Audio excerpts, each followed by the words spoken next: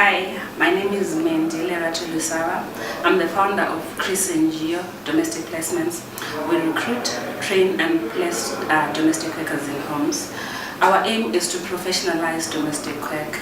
Somebody once asked me, how did I start in this work of domestic workers?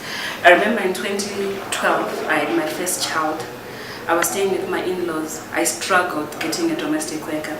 And then coupled with my background in human resources, I realized that there is a gap in the industry pertaining to domestic workers. People need professional domestic workers, but they don't know where to get them. On the other hand, there are very good women, hardworking, sincere women that need jobs as domestic workers, but they do not know where to find these jobs. So I try to bridge this gap, but at the same time I go a step further, as in cleaning the image, professionalizing, making sure that the domestic workers themselves view themselves as professional workers. In this week I'm touching on a very interesting and important issue on domestic work, which is domestic violence. As we know, people are celebrating, or they are going around on the issue of 16 days of activism. But this minority group of domestic workers is usually forgotten.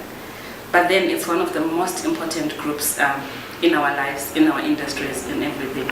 When you go to work, you leave your child with the domestic worker.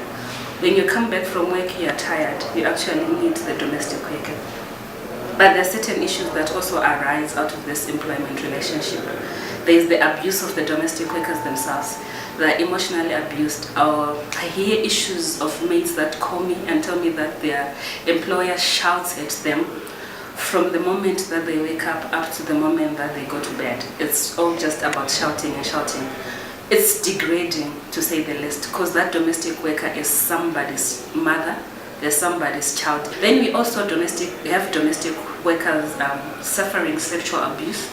Somebody will call you and tell you that daddy, meaning their boss husband, opened the bedroom door whilst they are sleeping. And most of the times they do not know what to do. It's because there is a lack of information. Some of them are not empowered, they are not emancipated, so they do not know what to do when certain scenarios like this happen. The fortunate thing about Zimbabwe is we have legislation that's against domestic violence, but the mates themselves, they do not know that they are protected by law. So they get beaten, they get sexually abused, emotionally abused, even work abuse. They do not know their working hours. There is a minimum salary when it comes to a domestic worker, but most of the domestic workers themselves are not even aware of that. Zimbabwe has got legislation, it has got a statutory instrument that basically covers the employment of domestic workers in the Labour Act. We also have the trafficking acts that we have. People usually think that it's migration across borders, but when you take somebody from Mureba, they come and work for you in Harare, they have actually migrated. So there are issues of human trafficking. I was just thinking that this week, as we celebrate, as we go along issues of domestic violence, can you also remember the domestic workers?